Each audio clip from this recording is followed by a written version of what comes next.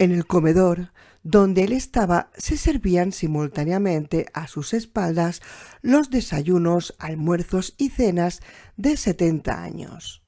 Casi se los podía, no, borremos el casi, se los podía oír, débilmente todavía, pero con claridad, como oye uno el trueno a kilómetros de distancia en un ardiente día de verano. Se los podía oír a todos, aquellos hermosos extranjeros. Jack empezaba a percibir la existencia de ellos como ellos debían de haber percibido desde el primer día la existencia de él. Esa mañana todas las habitaciones del Overlook estaban ocupadas, la casa llena, y del otro lado de las dobles puertas de vaivén llegaba el bajo murmullo de las conversaciones y se elevaban como volutas ociosas de humo de tabaco, todo más sofisticado, más íntimo. Risas graves y guturales de mujeres, de esas risas que parecen formar un anillo mágico de vibraciones en torno a las vísceras y a los genitales, el ruido de una caja registradora, la ventanilla débilmente iluminada en la cálida oscuridad, mientras iba marcando el precio de un gin tonic, un Manhattan, un Depression Bomber, un gin fizz, un zombie. El tocadiscos de moneda que vertía suavemente sus melodías para los bebedores, superpuestas todas con una con otra en el tiempo. Jack empujó las puertas de vaivén y pasó a través de ellas.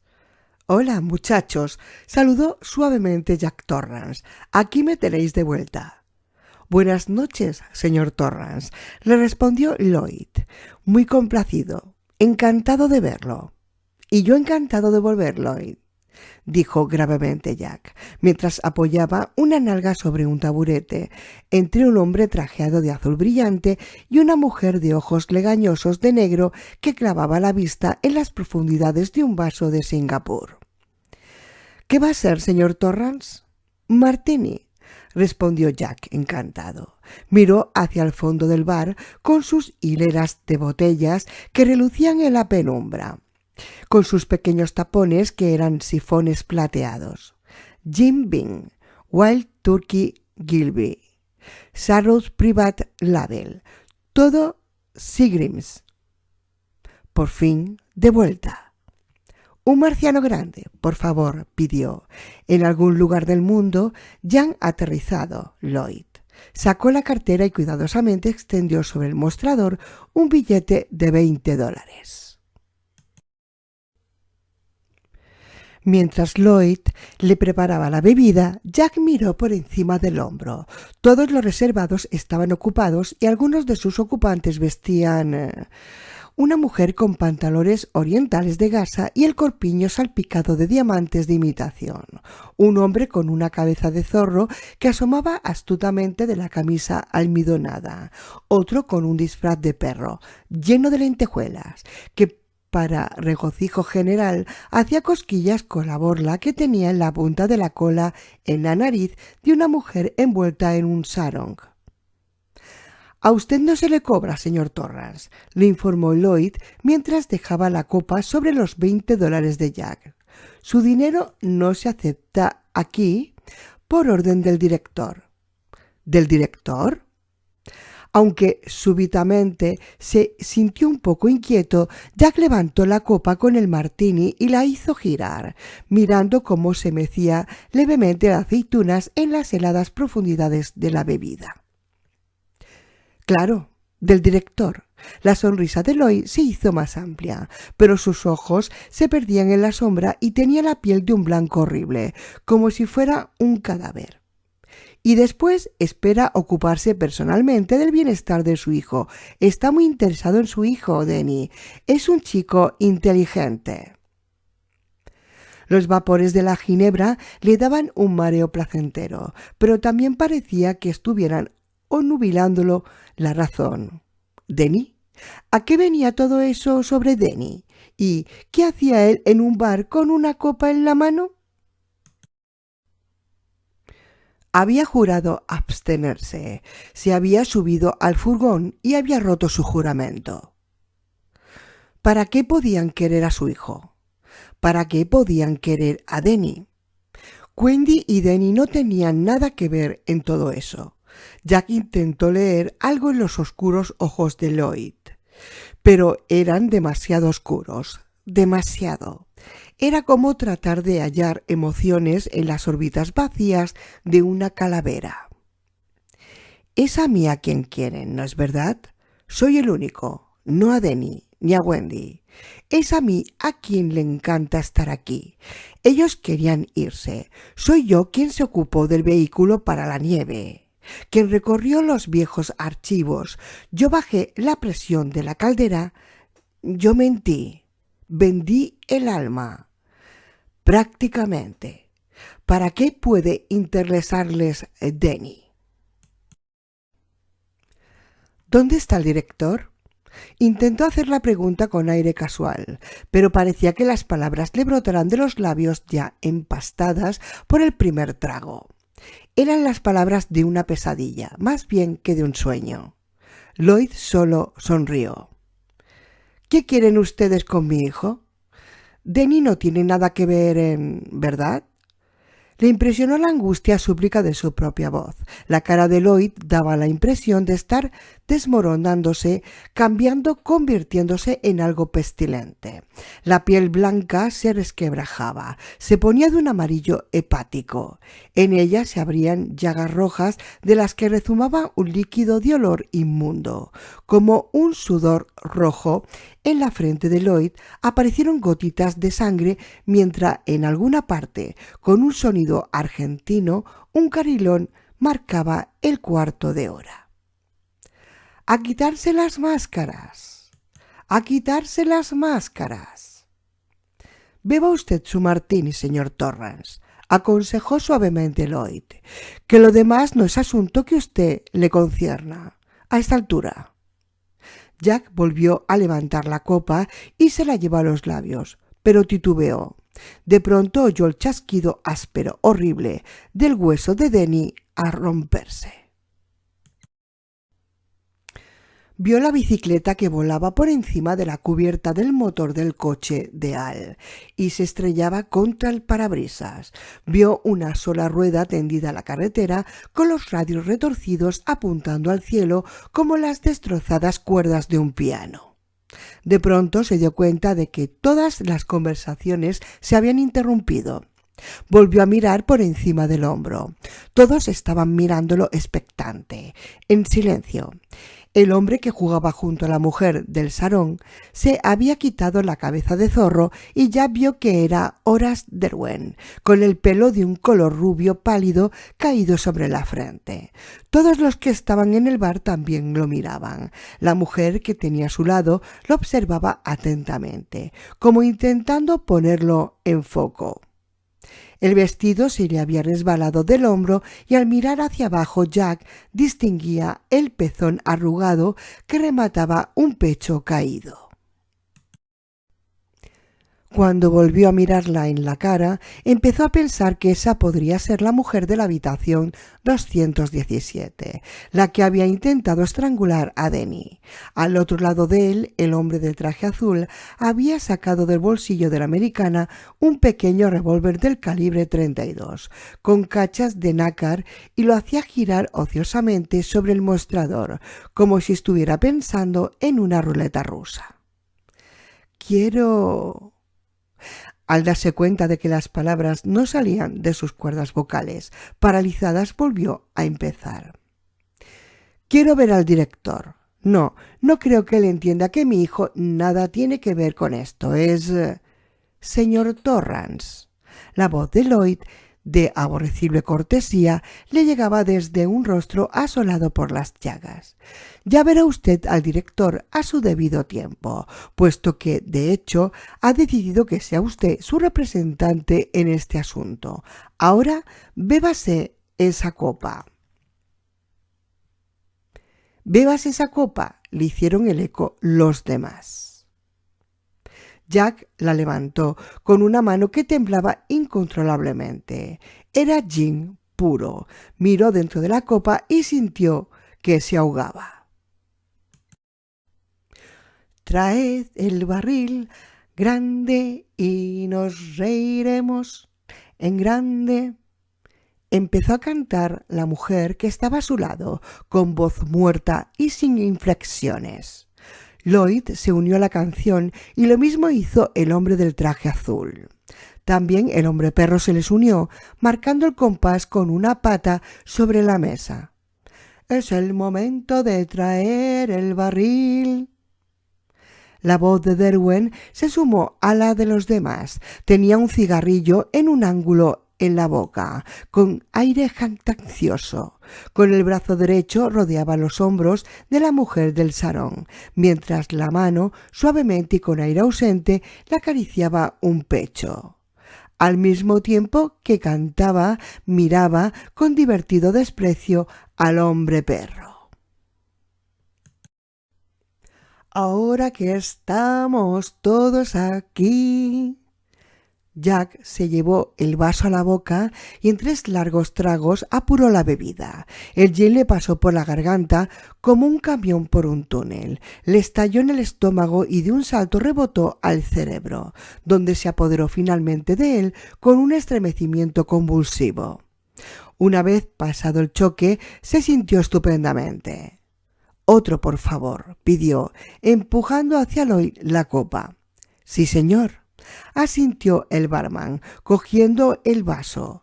Lloyd parecía otra vez perfectamente normal. El hombre de cutis oliváceo había vuelto a guardar su 32. A su derecha la mujer tenía de nuevo los ojos clavados en su Singapur, ahora con un pecho totalmente al descubierto, descansando sobre el borde de cuero de la barra. De la boca entreabierta salía una especie de arrullo vacío. El murmullo de las conversaciones había reiniciado otra vez e iba y venía como una lanzadera. Frente a él se materializó la copa perdida. «Muchas gracias, Lloyd», dijo mientras la alzaba. «Siempre encantado de servirlo, señor Torrance», le sonrió Lloyd. «Fue usted siempre el mejor de todos, Lloyd». «Muy amable de su parte, señor». Esta vez Jack bebió lentamente, dejando que el licor se le escurriera por la garganta, acompañado en su caída por algunos cacahuetes, que siempre daban suerte. En un abrir y cerrar de ojos el gin había desaparecido y Jack pidió otro. «Señor presidente, después de mi entrevista con los marcianos, tengo la satisfacción de informarle que su actitud es amistosa». Mientras Lloyd le preparaba la bebida, Jack empezó a buscar en los bolsillos una moneda para echar en el tocadiscos. Volvió a pensar en Denny, pero ahora la cara de su hijo se le presentaba placenteramente borrosa, indescriptible. Una vez le había hecho daño, pero eso fue antes de que aprendiera a manejarse con la bebida. En una época que había quedado atrás, jamás volvería a hacer daño a su hijo. Por nada en el mundo. 44. Conversaciones en la fiesta. Ahora estaba bailando con una hermosa mujer. No tenía idea de la hora que era, del tiempo que había pasado en el salón colorado, ni de cuánto hacía que estaba allí, en el salón de baile. El tiempo ya no importaba. Tenía vagos recuerdos, el de haber escuchado a un hombre que había enchufado como cómico en la radio y después un artista de variedades, en los primeros tiempos de la televisión, contando una historia larguísima y muy divertida sobre incesto entre hermanos siameses.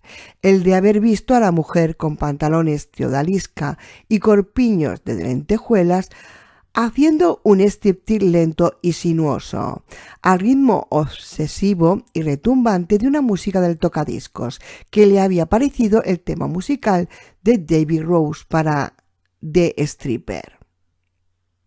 Haber atravesado el vestíbulo en medio de otros 2 hombres, vestidos ambos con un traje de etiqueta anterior a la década del 20, cantando los 3 algo sobre una mancha seca que había en los calzones de Rosie O'Grady, Le parecía recordar que al mirar el parque había visto linternas japonesas colgadas en graciosos arcos que se curvaban siguiendo la dirección de la entrada para coches, que resplandecían en sus suaves tonos pastel como sombrías joyas. El gran globo de cristal que pendía del cielo raso de la terraza estaba encendido y los insectos nocturnos chocaban contra él y se metían dentro. Y una parte de él, tal vez la última chispa diminuta de sobriedad, intentaba decirle que eran las 6 de la mañana de diciembre. Pero el tiempo había quedado anulado. Los argumentos contra la locura caen con un leve sonido ahogado, capa sobre capa. ¿De quién era eso? ¿De algún poeta que había leído mientras era estudiante? ¿De algún estudiante poeta que ahora estaría vendiendo lavadoras en Wausau o pólizas de seguros en Indianápolis? ¿O tal vez algo original del mismo? ¿Qué importaba? La vaca es un animal, todo forrado de cuero. Tiene las patas tan largas que le llegan hasta el suelo. Se rió sin poder evitarlo. ¿De qué te ríes, cariño? De nuevo se encontró ahí, en el salón de baile. La araña estaba encendida y las parejas daban vueltas en torno de ellos, algunos disfrazados y otros no, al sonido tenso de alguna banda de posguerra. Pero, ¿de qué guerra? ¿Podía acaso estar seguro? No, claro que no. Solo estaba seguro de una cosa, de que estaba bailando con una mujer bella. Era alta, de pelo castaño, se envolvía en una adherente túnica de satén blanco y bailaba muy cerca de él, con los pechos suaves y deliciosamente oprimidos contra su pecho. Una mano blanca se entrelazaba a la suya.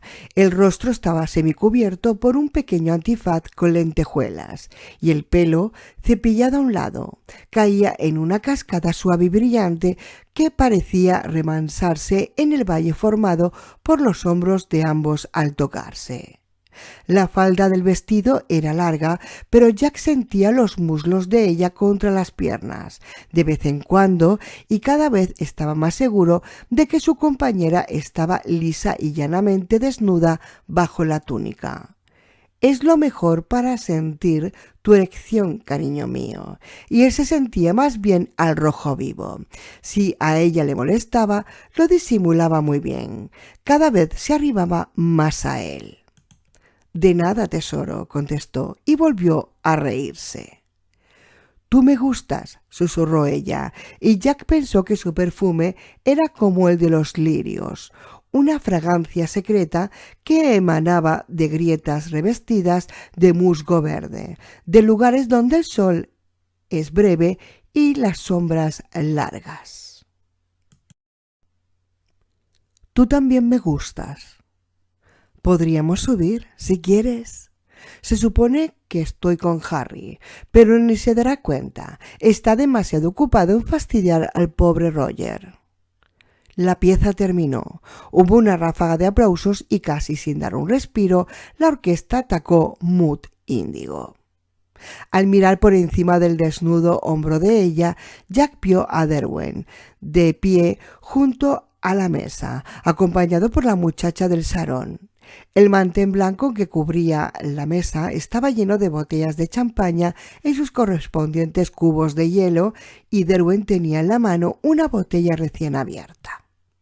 A su alrededor se había formado un grupo que reía carcajadas. Frente a él y a la chica envuelta en el sarón, Roger hacía grotescas piruetas a cuatro patas, arrastrando lentamente la cola. En ese momento estaba ladrando. «Habla, muchacho, habla», le ordenó Harry Derwent. «¡Guau, guau!», respondió Roger, y todos aplaudieron. Algunos hombres silbaron. «Ahora siéntate, siéntate, perrito». Roger se enderezó en cuclillas. El hocico de la máscara seguía inmovilizado en su eterno mostrar los dientes. Por los agujeros de los ojos de Roger brillaban con frenética y sudorosa hilaridad. Al enderezarse, extendió los brazos, dejando colgar las manos. ¡Guau, guau! Derwent volcó la botella de champaña, derramando un Niágara de espuma sobre la máscara que lo miraba. Roger hizo unos ruidos frenéticos, chapoteantes, entre los aplausos de todos. Algunas mujeres chillaban de risa. ¿No es gracioso este Harry?, preguntó la compañera de Jack, volviendo a oprimirse contra él. Todo el mundo lo dice. Transmite y recibe en dos bandas, ¿sabes? Y el pobre Roger solamente en una. Una vez, pero de esto hace meses, ¿eh? Se pasó un fin de semana con Harry en Cuba y ahora le sigue por todas partes, meneando el rabito tras él. Se rió y la fragancia de los lirios subió de ella en una oleada. Pero claro, Harry no quiere saber nada de segundas partes en esa banda, por lo menos, y Roger está enloquecido. Harry le dijo que si venía al baile de máscaras disfrazado de perrito, pero de perrito listo, tal vez lo volvería a pensar, y Roger es tan estúpido que... La pieza terminó. Hubo más aplausos y los músicos empezaron a bajar del estrado para tomarse un descanso. «Discúlpame, Encanto», dijo ella de pronto. «¿Hay alguien a quien tengo que...» «¿Darla? Darla, queridísima. ¿Dónde te habías metido?» Se le escapó entre la muchedumbre que comía y bebía, mientras ya la seguía estúpidamente con la mirada, preguntándose cómo era que había llegado a bailar con ella, para empezar. No podía recordarlo. Parecía que los incidentes se hubieran sucedido sin relación alguna. Primero aquí, después allá, en todas partes. La cabeza le daba vueltas, sentía olor a lirios y a bayas de enebro. Junto a la mesa cubierta de bebidas y de comestibles, Derwent sostenía ahora un diminuto sándwich angular sobre la cabeza de Roger, mientras lo instaban para generar regocijo de los espectadores a que diera un salto mortal. La máscara de perro miraba hacia arriba. Los costados subían y bajaban como fuelles. De pronto Roger dio un salto, bajando la cabeza y procurando dar la vuelta en el aire. Saltó demasiado bajo y estaba demasiado exhausto. Aterrizó torpemente de espaldas, golpeándose la cabeza contra las baldosas. De la máscara de perro salió un áspero gruñido. Derwent inició los aplausos. «De nuevo, perrito, de nuevo». Inmediatamente los espectadores empezaron la melopea. De nuevo, mientras Jack, sintiéndose vagamente asqueado, buscaba tambaleante la salida. Estuvo a punto de caerse sobre el carrito de las bebidas que transportaba un hombre ceñudo, de chaquetilla blanca. Al golpear con el pie contra el estante inferior del carrito, las botellas y sifones entonaron una azarosa melodía. «Disculpe», farfulló Jack, que de pronto se sentía encerrado y claustrofóbico. Quería salir, quería que el Overlook volviera a ser como había sido, que quedara libre de esos huéspedes indeseables. A él no le demostraban el respeto debido como un verdadero iniciador del camino. No era sino un extra más entre 10.000, un perrito que se hacía el muerto o se sentaba según lo que le ordenaran. «No tiene importancia», contestó el hombre de la chaqueta blanca, y a Jack le sonó a surrealista el inglés tajante y pulido viniendo de esa cara de facineroso. «¿Una copa?» «Un martini». A espaldas de él volvieron a estallar las risas. Roger estaba aullando la melodía de Home on the Range. Alguien lo acompañaba en el piano. Stingway. «Sírvase usted». Sintió que le ponían en la mano el vaso helado y bebió con agradecimiento. El gin volvía a atacar y a desmoronar los primeros atisbos de sobriedad. «¿Está bien, señor?» «Perfecto. Gracias, señor».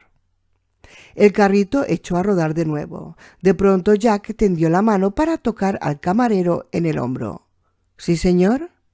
Perdón, pero ¿cómo se llama usted? El otro no pareció sorprendido. —Grady, señor. Delbert Grady. Pero usted... quiero decir que... El camarero lo miraba cortésmente.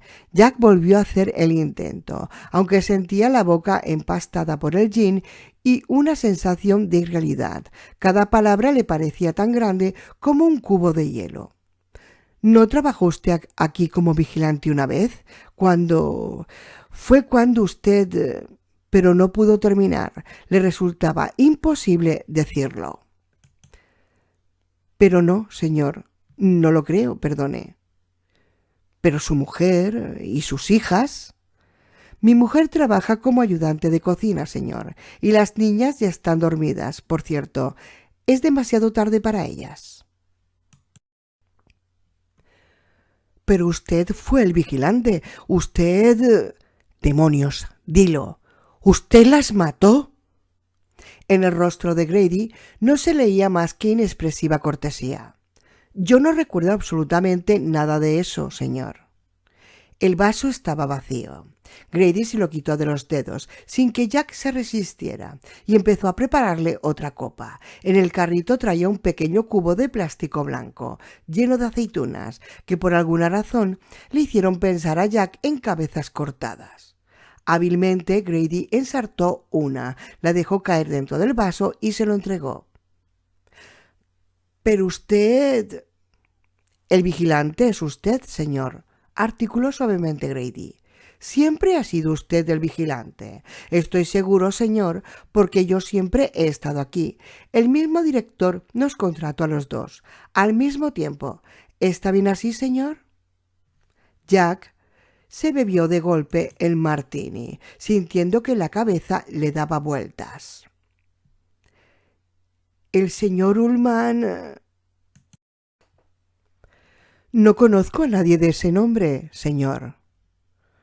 Pero es él que... El director, dijo Grady. Es el hotel, señor. Supongo que se da usted cuenta de quién lo contrató a usted, señor. No, dijo dificultosamente Jack. No, yo...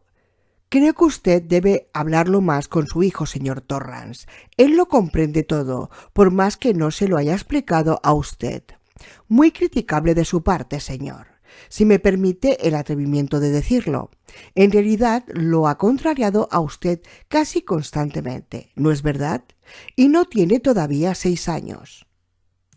Sí, eso es, asintió Jack. Desde detrás de ellos llegó otra ráfaga de risas. Es necesario que lo corrija usted, señor. Si no le molesta a usted, que se lo diga. Es necesario que hable un poco con él y tal vez algo más. A mis hijas, señor, al principio no les importaba el overlook. Una de ellas llegó incluso a sustraerme una caja de cerillas e intentó pegarle fuego. Pero yo las corregí. Las corregí con toda severidad, y cuando mi mujer intentó impedirme que cumpliera con mi deber, la corregí a ella también. Miró a Jack con una floja sonrisa inexpresiva. En mi opinión, es un hecho, triste pero cierto, que las mujeres rara vez entienden la responsabilidad de un padre hacia sus hijos. Maridos y padres tienen ciertas responsabilidades, ¿no es así, señor? Sí, coincidió Jack. Ellas no querían al Overlook como yo lo quería. Siguiendo bocando Grady mientras empezaba a preparar otra copa. En la botella de gin invertida se elevaron plateadas burbujas. Como tampoco lo quieren su mujer y su hijo. Por el momento. En todo caso. Pero ya llegarán a quererlo. Debe usted mostrarles el error en que se encuentran, señor Torrance. ¿No le parece? Sí, claro que sí. Bien que lo veía. Había sido demasiado blando con ellos. Maridos y padres tenían ciertas responsabilidades. Papá lo sabe mejor. Ellos no comprendían y en realidad eso no era ningún pecado. Pero es que a propósito no entendían. En general, Jack no era hombre duro, pero creía en el castigo. Eso sí, y si su mujer y su hijo se ponían a propósito en contra de sus deseos, en contra de las cosas que él sabía que eran lo mejor para ellos, entonces ¿no tenían hasta cierto punto el deber? Un hijo desagradecido es peor que la mordedura de una serpiente, dijo Grady mientras le entregaba la bebida. Realmente creo que el director podría poner en línea a su hijo y a su mujer también. ¿No cree usted, señor? De pronto, Jack dudó. Es que tal vez ellos podrían irse. Quiero decir que, después de todo, a quien quiere el director es a mí. ¿No es eso? Tiene que ser porque... ¿Porque qué? Jack sentía que debería saberlo, pero no. Su pobre cerebro se sumergía. «Perro malo», decía Derwent en alta voz, entre un contrapunto de risas. «Perro malo, ¿qué te haces pis en la alfombra?» Naturalmente, Grady se inclinó sobre el carrito para hablarle en tono confidencial. Usted sabe que su hijo intenta introducir en todo esto a un extraño. Su hijo tiene un talento muy grande que el director podría emplear para introducir mejoras en el Overlook, para enriquecerlo, digamos, pero su hijo está empeñado en emplear ese verdadero talento contra nosotros.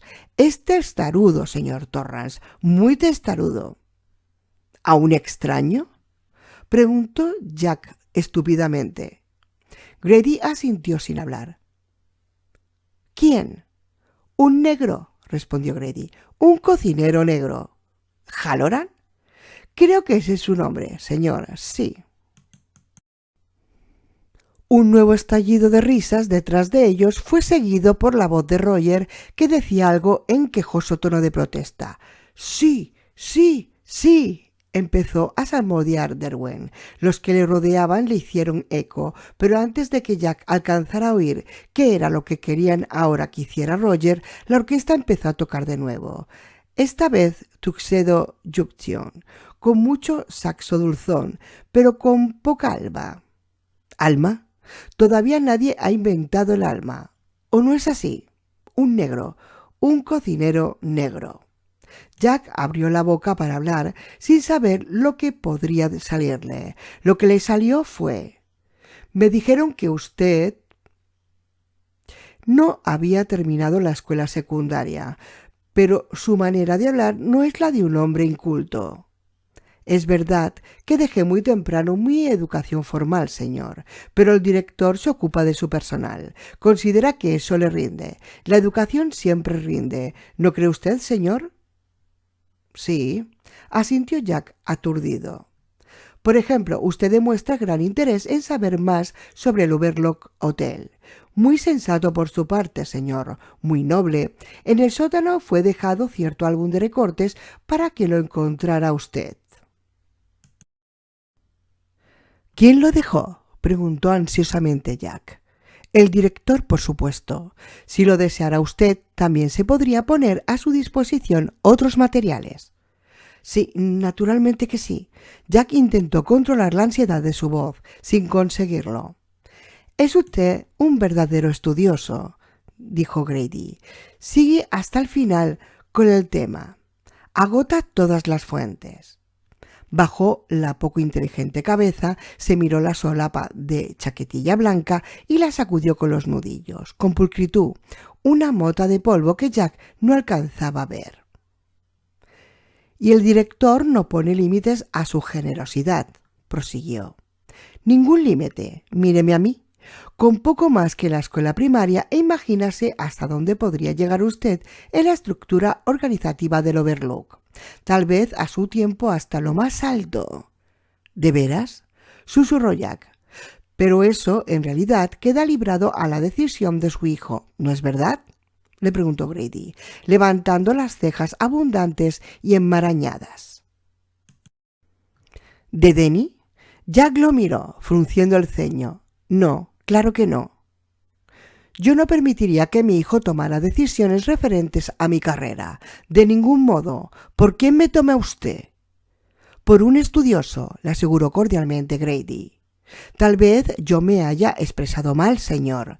Digamos que el futuro de usted aquí depende de la forma en que decida usted enfrentar la indocilidad de su hijo. Yo tomo mis propias decisiones, susurró Jack. Pero debe usted ocuparse de él. Así lo haré. Y con firmeza. Naturalmente. Un hombre que no es capaz de controlar a su familia ofrece muy poco interés a nuestro director. De un hombre que no puede encarrilar a su mujer y a su hijo, mal puede esperarse que a su vez se encarrile, y menos aún que asuma un cargo de responsabilidad en una operación de esta magnitud. Sí. Ya te dije que me ocuparé de él, gritó súbitamente Jack, furioso. Tuxedo había terminado y la orquesta no había empezado aún otra pieza. El grito se había oído perfectamente en el intermedio y las conversaciones se extinguieron de pronto a sus espaldas. Súbitamente sintió como un fuego en toda la piel y tuvo la absoluta seguridad de que todo el mundo lo miraba. Habían acabado con Roger y podrían empezar ahora con él. Échate, siéntate, hazte el muerto. Si juegas con nosotros, nosotros jugaremos contigo. Cargo de responsabilidad. Lo que quería era que sacrificara a su hijo. Ahora sigue a Harry por todas partes, meneando el rabito tras él. Échate, hazte el muerto, castiga a tu hijo. Por aquí, señor, le decía en ese momento Grady. Hay algo que puede interesarle. Las conversaciones habían vuelto a empezar, subían y bajaban de tono según su propio ritmo, entretejiéndose con la música de la orquesta que ahora tocaba una versión en swing de Ticket of Ride de Lennon y McCartney. Lo he oído mejor por los altavoces de los supermercados. Se rió estúpidamente y vio que en la mano izquierda tenía de nuevo una copa mediada y la vació de un trago. Ahora estaba de pie ante la repisa de la chimenea y el calor del restallante fuego que ardía en el hogar le calentaba las piernas. ¿Fuego? ¿En agosto? Sí. Y no. Todos los tiempos son uno. Había un reloj bajo un fanal de cristal, flanqueado por dos elefantes tallados en marfil. Las manecillas marcaban la medianoche menos un minuto. Jack lo miró con los ojos ofuscados. ¿Era eso lo que Grady quería que viera? Se volvió para preguntárselo, pero Grady había desaparecido.